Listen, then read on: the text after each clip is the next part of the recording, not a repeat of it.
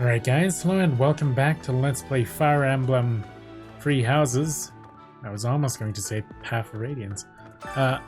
Register of Empire Nobles, Part 1. A register of prominent noble houses of the Adrestian Empire. This document is expressly for official use by the Church of Saros. Students are forbidden to remove or peruse this documentation. 1179 edition. 1179 edition. Students are forbidden. I'm not a student, I'm a professor. But they're apparently unable to read this.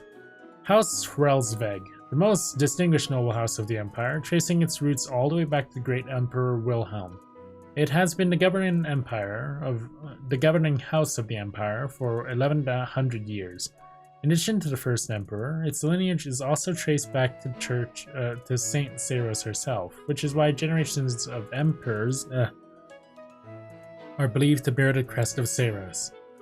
House Hrelsveg resides in Enbar, the imperial capital, claiming all of the surrounding territory as its domain. It boasted supreme authority within both the Empire, within the Empire and without, until the insurrection of the Seven in 1171, in which much of its power was stripped away by the nobility. In its recent years, a series of misfortunes has plagued this storied house, and some believe dark clouds hover over the future of the Hrelsveg region, or reign. House Ager, a house of dukes possessing great power within the Emperor, second only to House Hrelsveg. The head of the house came to occupy the post of Prime Minister, rendering the title a hereditary one thereafter. House Ager led the insurrection of Seven and, in many ways, holds the true power governing the Empire. House Vestra, a house of marquises without a domain, existing in the shadow of House Hrelsveg. In addition to managing the darker tasks of the Empire, it is responsible for the Emperor's periphery affairs, including coordinating things such as ceremonies, rituals, imperial consorts, and imperial guard. House Vestra was allied with House Ager in the insurrection. House Hevring, a house of counts that has inherited rule over the Empire's domestic affairs, particularly those relating to administration, finance, and judiciary. It frequently clashes with the Ministry of Military Affairs over these matters. Much of its territory lies in the Ogma Mountains, and as such, it enjoys the fruits of a lucrative mining industry. House Burgleys, a house of counts that has inherited rule over the Empire's Ministry of Military Affairs. It commands all of the armies that do not directly belong to the Emperor. During times of war, the head of the house becomes the Imperial Army's commander-in-chief.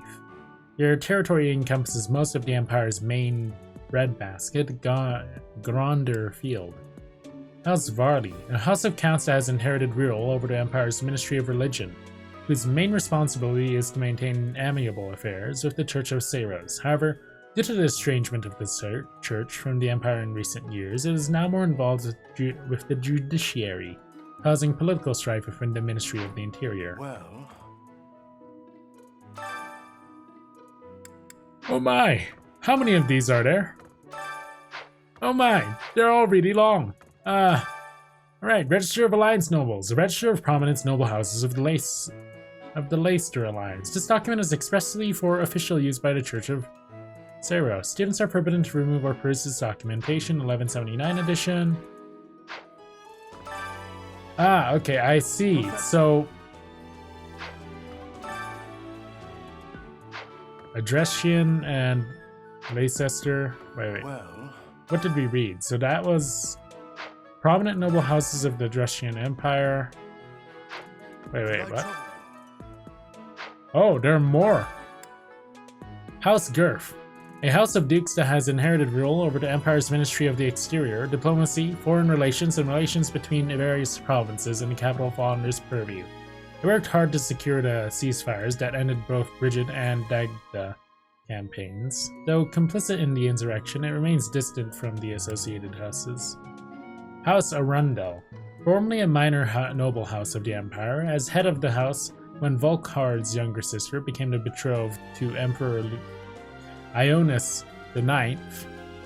Ionis. That's a good name. It's a cool name. Volkhard was granted the title of Lord Arundel. Having worked closely with House Ager, House Arundel is seen as one of the chief instigators of the insurrection of Seven. House Prim, a house of imperial viscounts resisting Emperor Ionis the Ninth's policy of power centralization. It set out to join the alliance and secure independence from the Empire, but was unable to overcome the Imperial's army intervention. In the aftermath, the house's main genetic line was wiped out. Its current head of house is an adoptee. House Herm. I don't remember hearing that name, but not sure. House Nouvelle, a house of imperial viscounts with territory on the western coast of the Empire, centered around its namesake harbor city of Nouvelle. The house flourished thanks to commerce with Dagda, Albania, Brigid, and other territories. Even still, it fell to ruin in 1175 after permitting the combined invading forces of the Dagda and Brigid armies to make landfall. House Ox, a house of imperial barons. Its territory occupies the northern half of the western peninsula, known as Fodlan's Fangs. The head of the house was lost to the Dagda and Brigid War. House Bartels, a house of imperial barons, highly ambitious. It sought out and acquired several crests for its bloodline. In 1176, many members, including the head of the house, died under unexplained circumstances. Wait, what? The deed was attributed to their heir, Emil, as his whereabouts are unknown. Leadership of the house fell to a distant relative. Alright, well...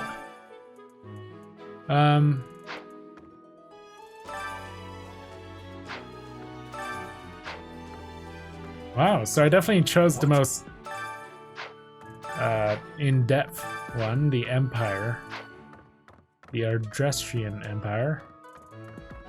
The Ardrestian Empire. I will read the other ones when I play those houses. The History of Fodland. Oh my goodness, I want to read all of these-ish. Traveler's Journal, Issue 1. A record containing largely of the world outside of Fodland. The author's identity is unknown, but they have clearly experienced these places firsthand.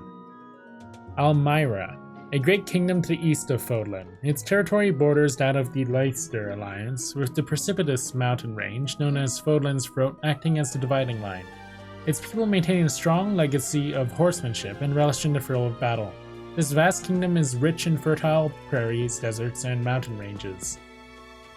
Albania, a continent to the northwest of Fodland. Its frigid climate is home to numerous rare and valuable species of flora and fauna. However, the human population there is extremely small due to the intense cold and the frozen earth, which is unsuitable for growing grains or other food crops. Morphis. Morphis is the name of a metropolis of magic to the southeast of Fodland, as well as the boundless desert that surrounds it. In the distant past, it was called the City of Illusion. Thanks to an intricate web of trading routes, rumors of its profound and mysterious magic continue to spread. Dagda, a continent to the southwest of Fodland. Due to its extreme distance from Fodland, rumors of this relatively unknown world abound. Some claim it as a tropical rainforest, while others insist it's merely a giant frozen plateau. In truth, this vast continent stretches far into the north and south and supports a wide variety of terrain and climates. Traveler's Journal, Issue 2. A record consisting largely of the world outside of Fodland. Brigid, an archipelago. Oh. The author's identity is unknown, but I have clearly experienced these places firsthand. Okay, this is going to be interesting since Brigid was mentioned in the other thing. Brigid, an archipelago nested between Fodland and Dagda. It is a land of plenty that is often heralded as the perfect union of the gentle sea and nature's bounty. Both Fodland and Dagda have long vied to claim this territory as their own. Streng. Streng was once the name of an enormous peninsula to the north of Fodland. Today, only the northern half has kept the moniker, while the southern half now falls under the dominion of the Holy Kingdom of Fargus. Several warlike clans call this Great Wasteland their home. Certain areas of this region are comprised of rocky desert. Disgar, a peninsula to the north of Fodland and to the west of Streng. The people who once inhabited this area were decimated, and it now falls under the dominion of the Holy Kingdom of Fargus. The land boasts nothing noteworthy to make it a desirable travel destination, but rumors of valuable minerals waiting to be unearthed abound. Ogma Mountains, an enormous mountain range somewhat south of central Fodland. To the west, it forms the border between the Empire and the Kingdom. Surrounding Garagmak, which is the monastery we're in, and cutting across Empire territory, it is home to many animals and plants that cannot be found elsewhere, as well as a plethora of valuable mineral deposits. The History of Fodlan, Part 1. Under the tyranny of ruthless disorder, the people endured a long period of suffering. The vile Nemesis, who proclaimed himself the King of Liberation, delighted in war and bloodshed. Rather than rebelling against his persecution, the people of Fodlan fell to his depths in a mad scramble to attain power through murder and theft. 41 years before the founding of the Adrestian Empire, Saint Saros appeared in the land of Enbar, and through the many unfathomable miracles she performed, spread light across the land. In doing so, she joined the shattered hearts of the purest people of Fodlan, who went on to form the Holy Church of Saros. Imperial Year 1. The founding of the Adrestian Empire. In the first year of the calendar, the glorious Adrestian Empire was founded. Its name was gifted by an oracle, and its future blessed by the goddess. Its capital, Enbar, was chosen to govern the southern reaches of Fodlan, where the divine Saint Saros also lent her power. Imperial Year 32, the War of Heroes. Wilhelm Paul Hresvelg, the inaugural Adrestian Emperor, raised an army in pursuit of the unification of Fodlan. With his might, he hunted and destroyed any house's territory that dared to seek more power. That seems rather authoritarian. Imperial Year 46, the Battle of Gronder. An intense battle erupted on Gronder Field, where the houses that were allied with Nemesis and the Imperial forces of the Adrestian Empire clashed. There, the Imperial forces emerged victorious.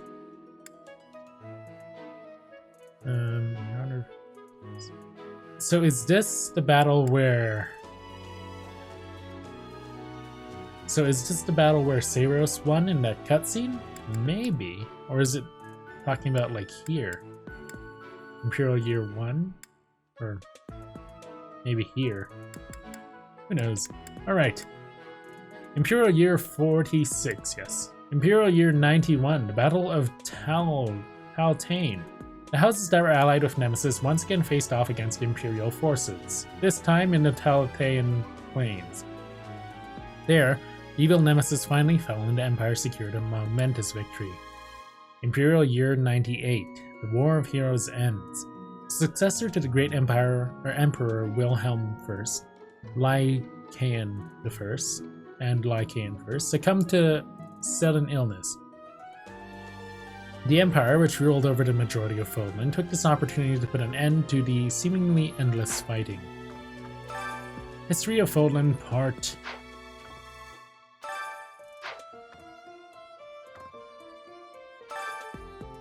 History of Fodlan Part 2, Imperial Year 721, the First Mach War.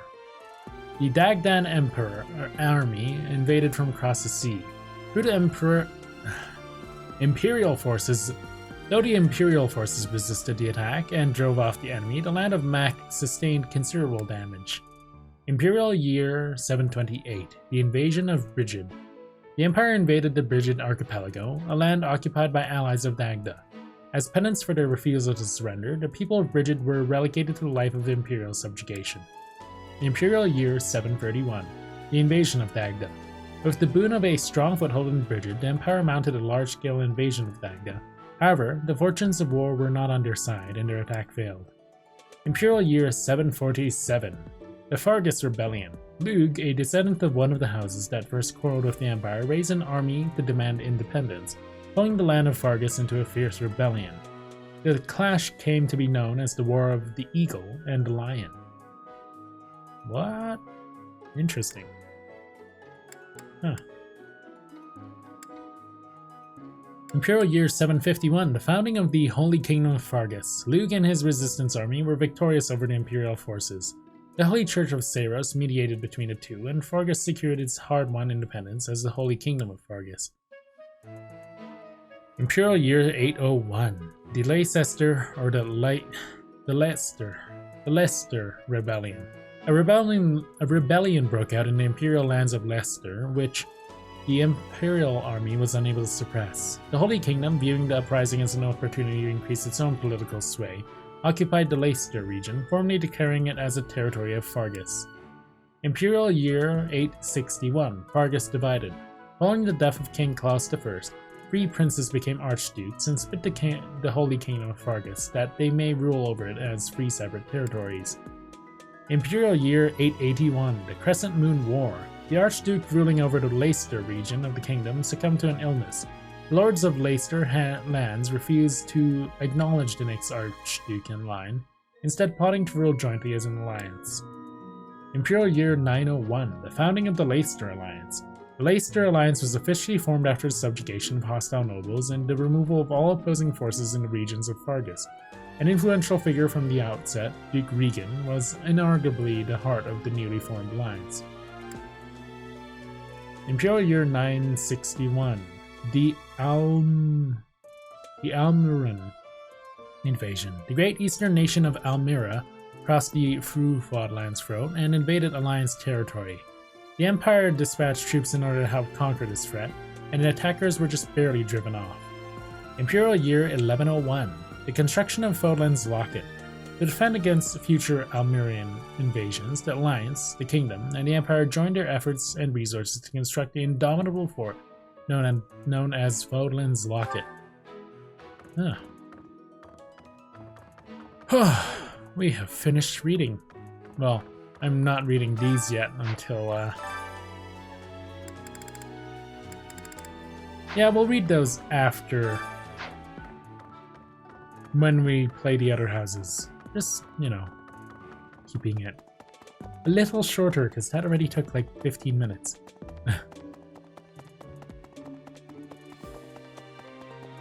I think. You think? Do you think? Oh. Wow. Correct. Okay.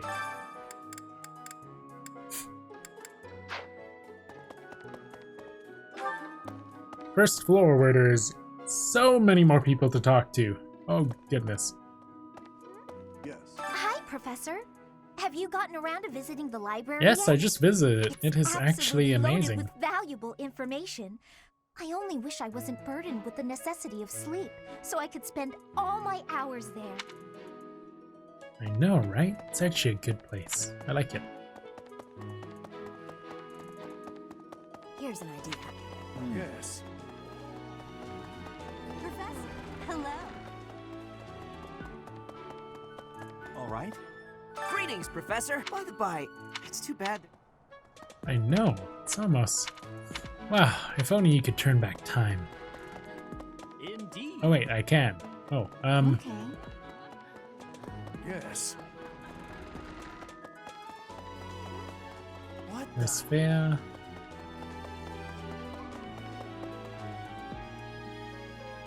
Is there a person to talk to here? I don't think so. Professor.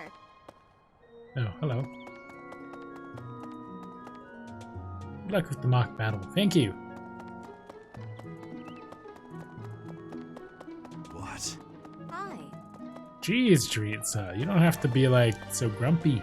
So, Zeta, student, Badu and Dimitri, I've talked to you guys. Hilda and Claude, I have already talked to you guys. Ooh, loot.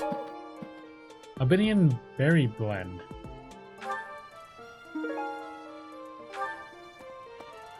Thank you. Do I get those? I hope I do. How do we enter this building?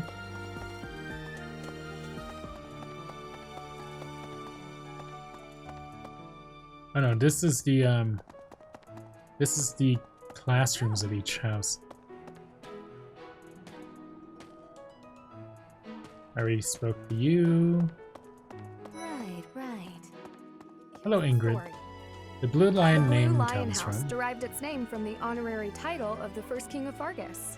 Lug, the king of lions, wore brilliantly blue garments. His chivalric exploits are recorded in multiple legends. The library holds various historical accounts regarding him and the Blue Lions. If you find time, you should read them. They're filled with insights. Yeah?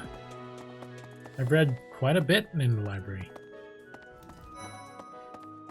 Hello, Mercedes. Right. Where's my next class again? Oh, goodness. Before I came to the Officers Academy, I attended a school of magic in the Kingdom Capital. That's where I met Annie. That's what I call Annette. Oh, I guess Lawrence was at the School of Magic too. But Annie was always just so nice to me, even though I was older. She's my best friend in the world. Alright. Fair enough.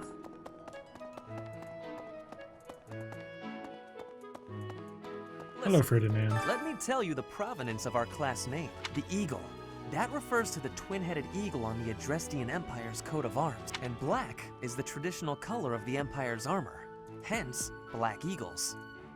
Ah, okay. That's fair.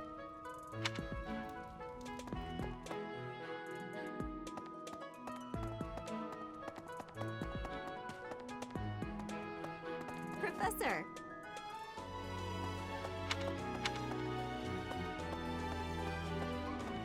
Now to go into the lower area. Oh.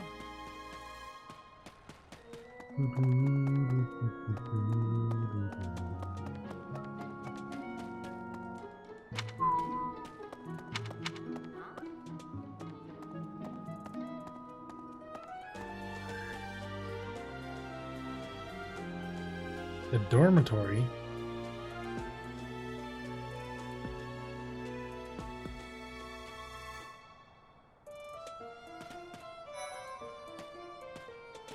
Hello, Leonie. I'm Captain Gerald's first and best apprentice. Or Leon, I can I beat guess. anyone, Professor. Even you, if I have to. It You may have wish. been only for a short time, but I learned from the absolute best.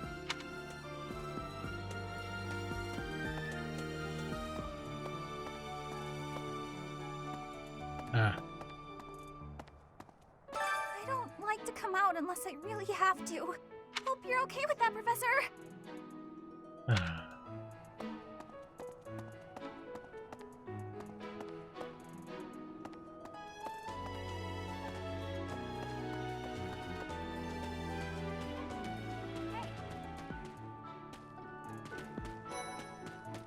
Sylvain.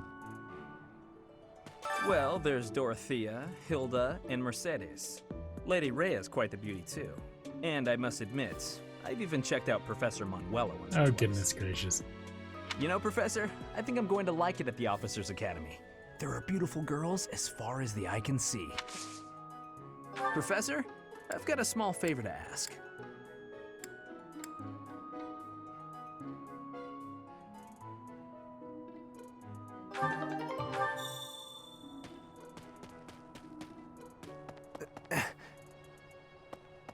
Don't be nervous. Greenhouse and fishing pond.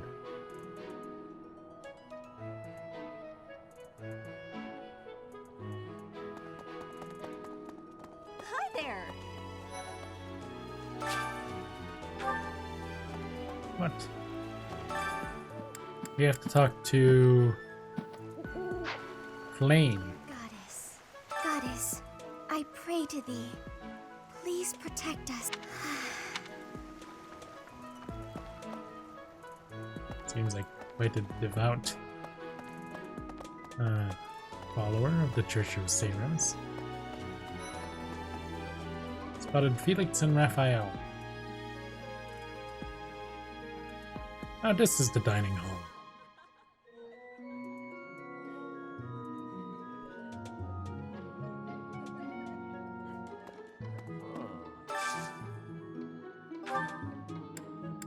Today's special, Edelgard, Bernadetta, and Dorothea.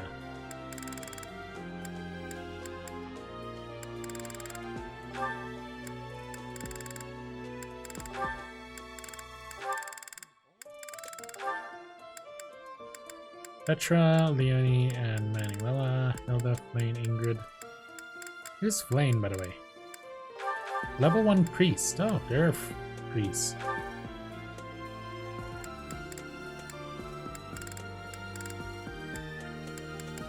I'm guessing the smiley face is by all the, Wait, so, okay, so we can only share a meal with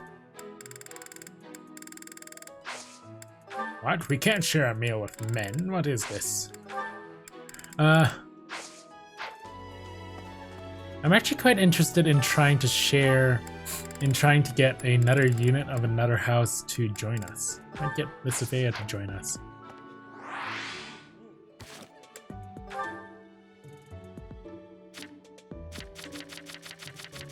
This is our house.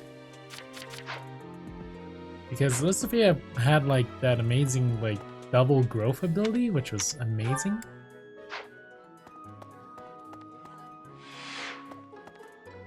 Ugh, I really need to eat. I can't hold out until the next meal. Jeez, Why can't the Raphael. dining hall stay open all the time? I need to keep eating if I want to get stronger. Yes. I'm busy. Do you want something? I was hoping to Can't spar right with now, you. But let's fight soon. I look forward to beating you. Alright. Greetings. I need more XP so I don't get beat. I hope you know I am having great abilities for reading and writing. With sadness, I still have struggles with speaking. If my ways of speech are causing a burden, I hope you will have forgiveness. Great abilities for reading and writing, but not amazing at speaking. Okay, that's fair. Yeah, speaking does usually entail slightly different skills than reading or writing.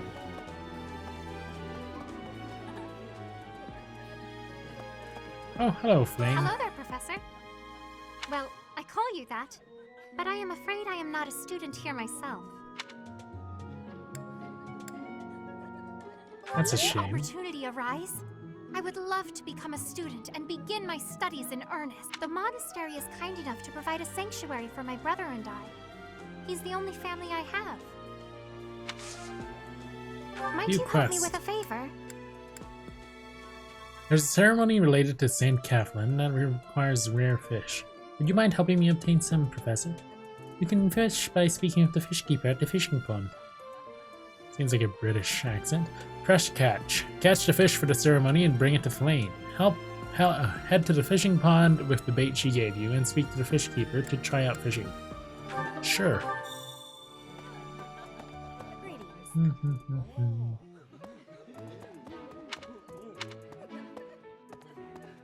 Actually, maybe I should check the Serene's forest growths before I try to specifically talk to people from another house. But Lisafea has a lot of good abilities last time I checked, I think.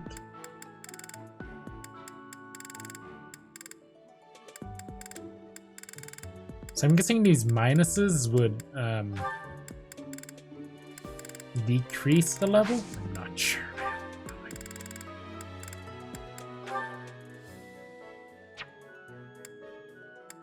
Oh.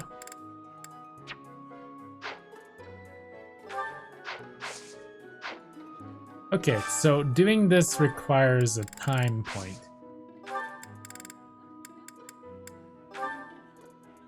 Oh, so we can do it with multiple. Okay, good.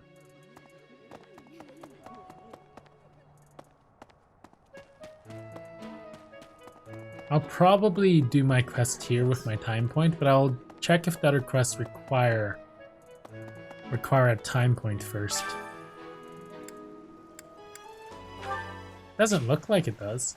To begin fishing, first select your bait. Wait until you see the silhouette of the fish you want to catch, and then press the A button to hook it. Don't wait too long though, or the fish will escape with the bait. Press the A button when the circles overlap to reduce the stamina of the hooked fish. Wait, a what? Wait until you see a silhouette of the fish you want to catch, and then press A to hook it. Don't wait too long though, or the fish will escape with the bait. Press the A button when the circles overlap to reduce the stamina of the hooked fish. Okay. Once its stamina is depleted, you'll have successfully caught the fish. That's a unique way of fishing. All right. If your line breaks, the fish will escape. Durability of the fishing line increases with the professor level. Press the A button and it's okay. Okay.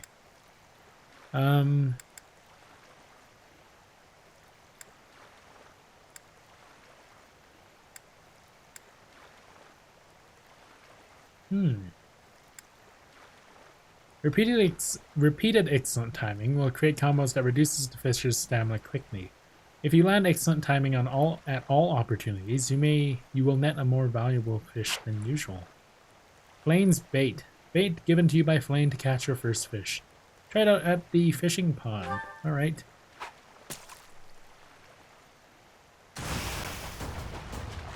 Oh. Yay, perfect. Carassius. This small fish is common to all regions of Fodlan. It is somehow connected to St. Catherine. Report to Flame. Fishing has not been... Oh, what? That's so sad. Is that fair? I don't know what that owl is actually called in Fire Emblem Heroes, but... whatever. Flame, what's up? Hey. You have helped me so much.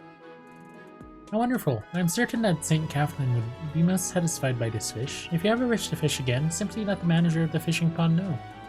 Catch your fish for the ceremony and bring it to Flame. Head to the fishing pond with the bait she gave you, and speak with the fish keeper to try out fishing. We did it. Received some Albinian herring and some fishing stuff, which is cool. Should we fish? Let's fish.